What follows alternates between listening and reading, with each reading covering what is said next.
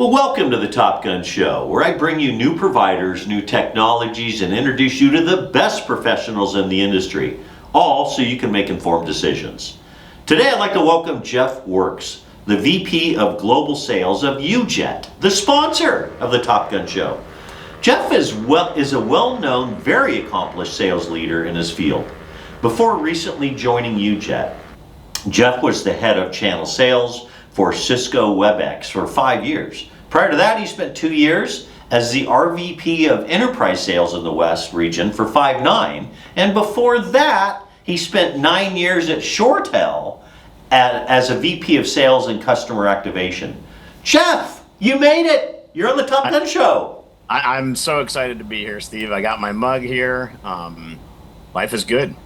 Life is good. You're on the show. You're a mugger. I mean, I don't know. Life can't be any better. That's great. Right? Good for you. Well, I kind of talked about it in the intro here. Your career path. You've had some incredible jobs and made an incredible contribution at some major companies. What led you to join UJET? Well, yeah. First off, I appreciate the intro. It's humbling. In terms of what led me to UJET, right? I had just started to look outside for something outside of Cisco, and I started reaching out to my direct network. Vasily Triant, who is our UJET COO, was on that list, and I had worked for him previously at ShoreTel 15 plus years ago, and he actually recruited me over to Cisco as well when they were looking for somebody to help build out that agency route to market. So we started chatting. He asked me what I was looking for, and I told him, I'm looking for a channel leadership role at a smaller CX AI organization, because that's where I felt I had the most success and impact in my career. And fortuitously, he had just been talking to the board, and UJET was actually looking to reinvest and re-engage back into the channel. Timing just happened to be on our side, and UJET was really exactly what I was looking for, and I think the feeling was mutual. So timing worked. Well, that's great. And by the way, thank you for the nice shirt you sent me here. It's my outfit now. I wear this. I have yet to get one of those. I need one of those too. I wear this a lot. My wife's like, I have a request, on the weekend. She goes, can you not wear telecom clothes all the time? And I go, honey, I'll wear anything that someone sends me for free, man. I love it. I love it. So anyway, thanks for the shirt. Absolutely. Back to UJET. It's a crowded space, right? You guys are in a really crowded space. How do you stand out in such a crowded space? Well, I would say this, right? Technology advisors, and as we start to drill down into the channel and really focus on where we want to be with the TSD relationships and with the technology advisors that we want to engage with, they're looking for suppliers who are easy to do business with. They're looking for suppliers who are responsive, flexible, that they know will take care of their customers. And I think that's one of the things that I think we can bring to the table at UJET, on top of our core technology capabilities, right, which are built around security, reliability, easy to implement AI functionality, a simple administrative interface. All of those different things together really make the UJET solution unique and differentiated. And so that is also, kind of one of the things that resonated with me in terms of, as I was doing my due diligence and digging in as to where I wanted to make my next move, it was really around the technology and the execution of that as well, right? So that's important to me also, is the ability for, as you go in and take care of these technology advisors' customers, you want to be able to show that you can execute and build that trust and relationship with them, that you can take care of their customers. And I felt the deliberate methodology that UJET brings to the space, the ability to migrate seamlessly and implement seamlessly for our customers was really a differentiator. And I loved that about UJET. Perfect, perfect.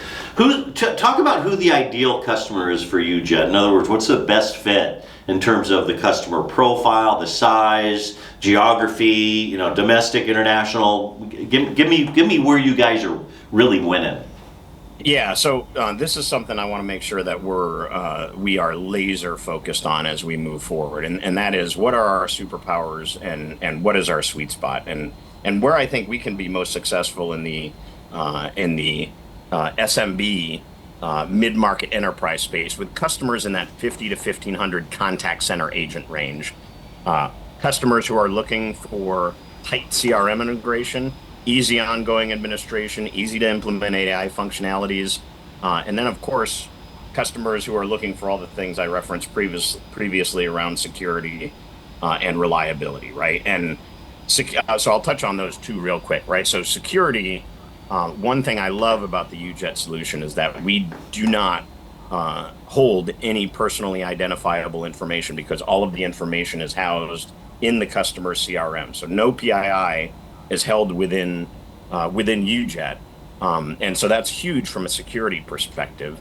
The other piece is reliability, and that's extremely prevalent, obviously, with today's outage at CrowdStrike and others. And in terms of making sure that you have a reliable solution that is always available, right? And UJET has an active architecture that really has translated into zero downtime.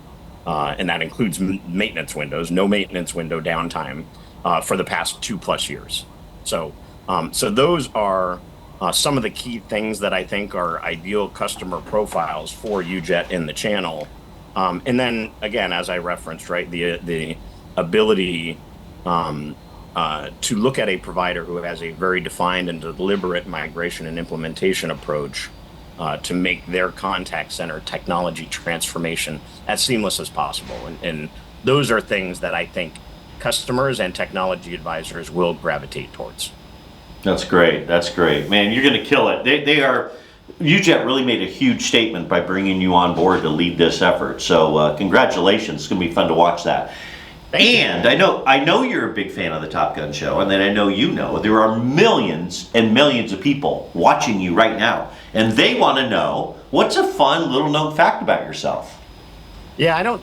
It's well known probably to people who know me, but for those who don't know me, I'm a longtime jam band fan. So I would say hippie music, right? So Fish, Grateful Dead. Mo, Spafford. I used to tour with Fish back in the 90s, and still try and catch them whenever I can, but I try and go to live music. My wife joins me, and we love going to live music with improvisational jams, and that is something that has always been near and dear to my heart and fills me with energy and joy and love, and so that's something that I think the broader world doesn't know about me. Or would never guess, let me put it that way. I love it. What a great story. Anything that fills you with love has got to be good, man. That's good. That's good. Well, hey, Geoff, I know you're real busy. You got a lot going on there at UJET. You're doing great things. Thanks for carving out time out of your schedule to be on the show today. I appreciate it. Appreciate it, Steve. I appreciate you, and thank you for all the work you do for the channel. So, right. You're welcome. You're welcome. Thanks for watching, everybody.